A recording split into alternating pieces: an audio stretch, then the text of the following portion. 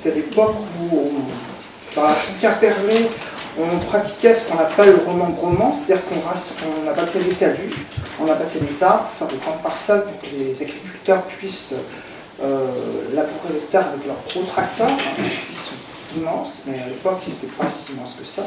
Mais on avait anticipé un petit peu sur l'agriculture intensive. Et donc, moi, j'ai écrit des textes en rapport avec la nature, puisque je suis né à la campagne, en fait, je suis issu d'un milieu rural, donc c'est pour ça que dans ma poésie, vous trouvez beaucoup d'allusions à la nature.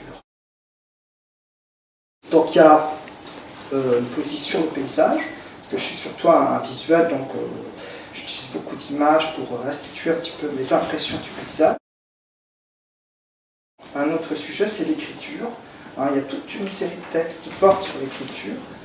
Comment ça vient, l'écriture, comment le poème naît sous la plume d'un auteur, et les difficultés, les joies, etc., les coïncidences qui se produisent aussi dans l'écriture, les découvertes que l'on fait, parce que quand on écrit un texte, on n'est pas toujours capable d'expliquer pourquoi au départ le poème naît. C'est que des années plus tard qu'on prend conscience que finalement il y a des événements dans votre vie qui ont une incidence, une influence sur ce que vous avez écrit. Et puis il y a un troisième aspect de mon écriture, c'est le corps, c'est la réflexion sur le corps abîmé par la maladie, abîmé aussi par les hommes, puisqu'on est tous condamnés à vieillir malheureusement. Et donc, le corps il est un peu souffrant quand on atteint 60, 70 ans.